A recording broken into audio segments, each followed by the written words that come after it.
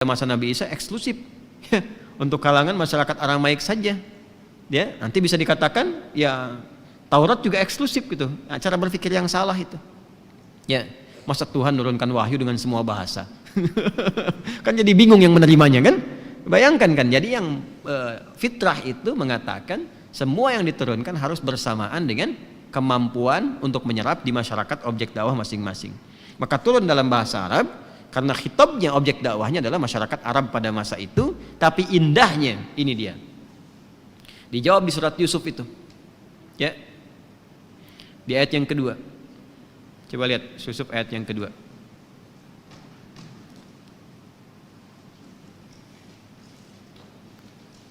Sudah ada?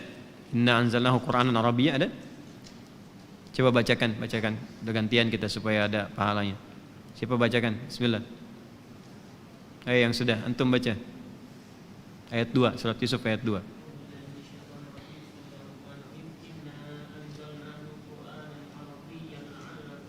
Ta'qilun. Ada?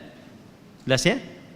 Inna anzalnahu Qur'anan Arabiyya la'allakum ta'qilun.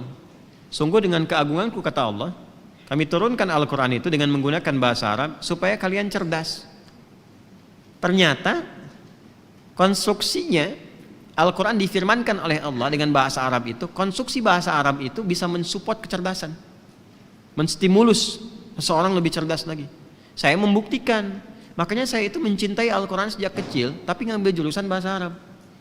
Bukan untuk bisa bahasa Arab ya, ya cukup jadi pekerja migran misalnya, itu bisa bahasa Arab. Tapi belajar bahasa Arab itu berbeda. Nahwu, saraf, balaghah, ilmu arud, adab, kita pelajari itu betul-betul memang. Ya, di bahasa Arab itu gramatikalnya terjaga. Beda dengan bahasa lain. Yang lain pun bagus-bagus misalnya.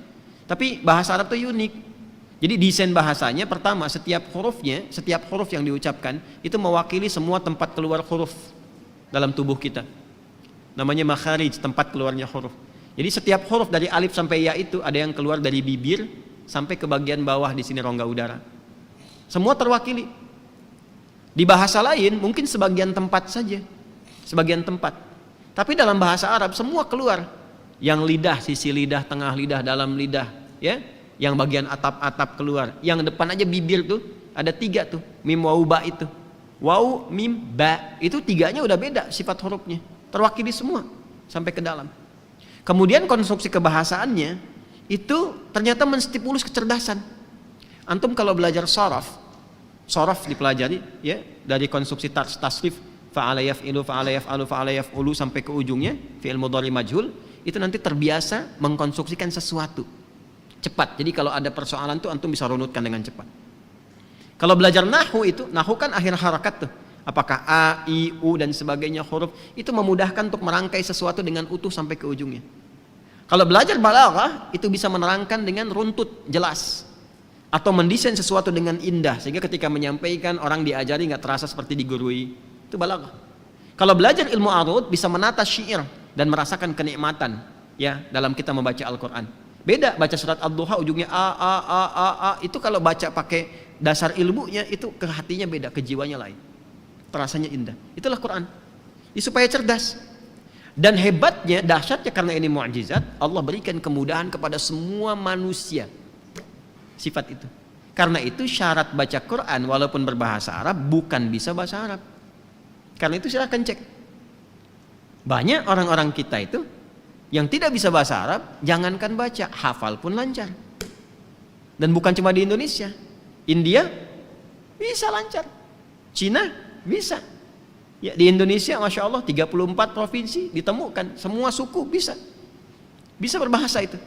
Ya, artinya bisa membaca Quran walaupun tuturannya bukan bahasa Arab. Saya ini di Arab tinggal di beberapa tempat juga, dan saya mengajar di Arab. Kadang yang saya ajar itu orang Arab. Apakah orang Arab otomatis bisa baca Quran? Belum tentu. Ya, belum tentu. Karena baca Quran itu nggak sama dengan bahasa Arab yang dialek. Itu bahasanya bahasa fasih, ada panjangnya, pendeknya, kan? Ya, dan walaupun mereka kemudian membaca, nggak bisa sembarangan baca, karena kan di Arab juga nggak semua bisa bahasa Arab. Tuh, kaget kan? Ya kan? Kaget dong, hah gitu ya. Di Arab nggak semua bisa bahasa Arab. Seperti di Indonesia, nggak semua bisa bahasa Indonesia. Apa kabar Pak? Saya, ujang kumaha. Kan itu. Di Arab juga dialek ada, bahasa dialek itu bahasa lokal. Ya, misal kaifa haluk itu bahasanya fasih, apa kabar? Kaifa haluk. Orang Libya bilangnya sinjo. Sinjo, baheo, ya. Sinjo, baheo. Baheo itu bukan tumpah. Ya, baik, ya. Sinjo, bahe. Orang Mesir bilang apa? Zayak khair. Ya khair ya ammi. Ya. Orang Syria bilang apa? Ishlunak. Ya kan? Khair. Ya. Bahasa fasihnya apa? Kaifa haluk.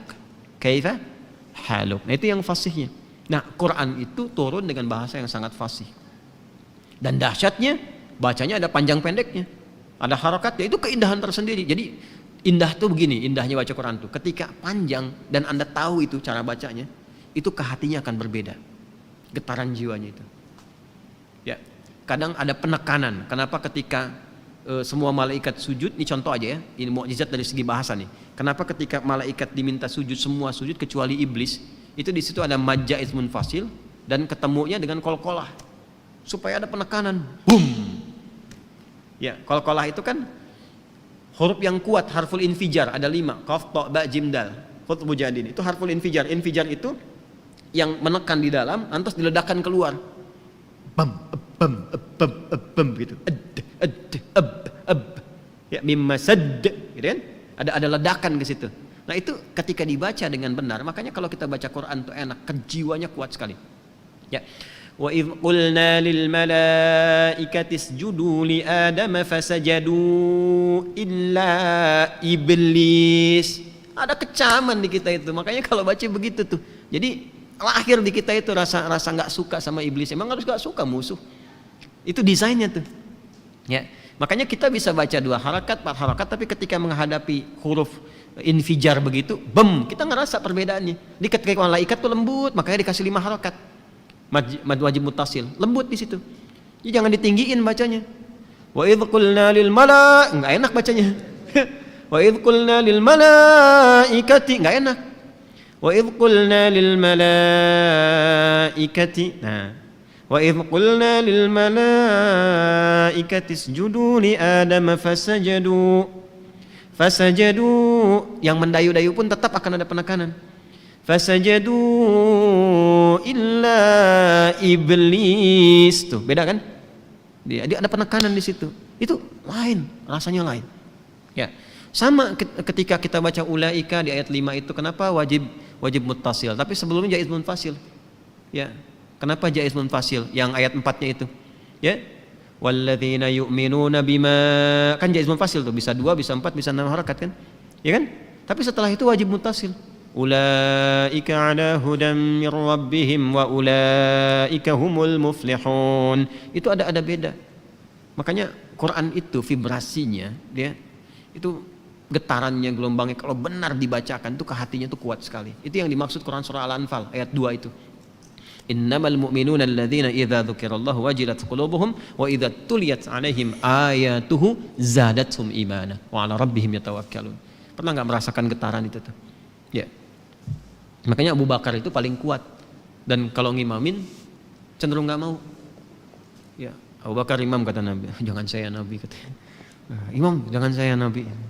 Ya, saya itu orangnya perasa katanya. Maksudnya apa? Takut nggak lanjut suratnya itu. Jadi kalau dibaca saking merasakannya, ketemu ayat surga bisa nangis gitu ya. Karena kadang merasa pantas nggak masuk ke surga gitu kan. Ketemu ayat neraka makin nangis. Karena takut, udah beramal kok merasa terancam hidupnya gitu kan. Takut nggak sempurna, itu ketawaduan aja di situ. Ya, ini semua cepat nangis gitu. Terus dibela lagi sama Sayyidah Aisyah kan. Ya Rasulullah, bapakku itu kan Abu Bakar, ya itu perasa orangnya gini. Kata Nabi, kalian ini seperti saudaranya Yusuf aja gitu. Maksudnya saling bela satu dengan yang lainnya gitu. Nah itulah keindahannya. Ujung-ujungnya jadi imam juga. Ya, tapi kadang-kadang tertentu. Ya. Makanya saya kalau terlalu banyak, enggak. Sedikit gak apa-apa gitu.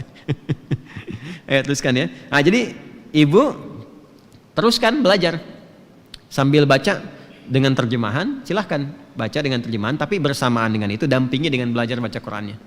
Ya. dampingi belajar tajwid, dan itu saat belajar pahalanya 2 kali lipat dibanding orang yang telah lancar. Walladzi yatata'ta wa huwa syaqqun 'alaihi falahu ajran. Orang yang mau belajar Quran tulus ikhlas dan masih terbata-bata, mejanya terbata-bata. Kadang-kadang ada juga yang bukannya terbata-bata, ada yang terbatu-batu, terkarang-karang. Kalau bata kan masih lunak ya, batu kan keras gitu, diminta du gitu kan. Ya, itu kuat, dia berat mengucapkannya. Alif lam mim, itu masya Allah. Kata Nabi dia dapat pahala 2 kali orang lancar. 2 kali orang lancar. Jadi kalau alif lam mim 3 huruf dapat 30 lancar, yang ini dapat 60. Ini pun Anda jangan salah paham dan Anda memutuskan gak lancar aja misalnya. Tidak. Maksudnya itu dinilai oleh Allah, 1 pahala kesungguhan belajarnya, yang kedua pahala bacanya. Jelas. Terus yang sudah lancar bagaimana Ustaz? Ma'asyafaratil kiramil bararah, diiringi oleh malaikat namanya kiramil bararah. Jadi kalau sudah lancar baca Quran, rajin baca, itu ada malaikat yang mendampingi, kiramil bararah. Ya, cuman nggak ditampakkan, sifatnya gaib. Kalau tampak antum lari gitu. Tapi, nah kiramil bararah itu ada mata metafornya. Kiram itu menjaga kemuliaan, bararah merubah kebaikan. Jadi makanya orang kalau rajin tilawah Quran, rajin baca aja, Ramadan rajin baca, itu kesuksesan interaksi dengan Quran ketika dia berubah jadi orang baik. Makanya kalau ada orang rajin baca Quran, nggak lembut, ada yang salah. Karena ciri khas Quran itu kelembutan. Ciri khas Quran. Kalau ciri khas hadis, hujjah, kekuatan hujjah. Ciri khas hadis. Usul fikih intelektual. Makanya orang yang jago usul fikih jago intelektual, merangkai sesuatu. Kemudian logikanya itu kuat gitu. Itu usul fikih. Wah, apalagi kalau ahli Quran, ahli hadis, ahli fikih, hujjahnya kuat, logikanya tajam, orangnya lembut. Wah, udah itu luar biasa tuh. Ya, makanya belajar dari sekarang. Ya. Jangan cepat kaget, gampang kagum, berhenti di situ. Cepat kaget, gampang kagum, dibikin mall baru, kaget, kagum, datang ke situ, cuman lihat aja foto-foto udah gitu. Ya, penyakit itu dikurangi sekarang. Ya, musim sepedaan, titik spot foto balik lagi, cuman buat update foto aja keluar. Nah, kurangi yang begitu, ambil yang bermanfaat. Manfaat olahraga, setelah itu selesai kerjakan yang lain lagi, kan? Bawa subuhan dan seterusnya. Jadi itu ya, silahkan sambil dibaca, sambil berusaha belajar juga. Kemudian apakah wajib menghadap kiblat? Tidak, itu adab. Adab. Imam An-Nawawi menyebutkan itu dalam kitabnya At-Tibyan fi Adab Hamalatil Quran. Di antara adab membaca Al-Quran itu menghadap kiblat dan disunahkan berwudu. Jadi nggak wudu pun sah baca Qurannya, berpahala, tapi akan lebih mulia bila punya wudu. Nah, kalau tidak punya wudu ya berwudu, karena wudu nggak bisa di-share. Share dong wudunya dikit ya buat baca Quran, nggak bisa, harus wudu sendiri. Wudu. Setelah itu salat sunnah, wudu kalau mampu dilakukan 2 rakaat. Itu kebiasaannya Bilal bin Rabah radhiyallahu taala anhu.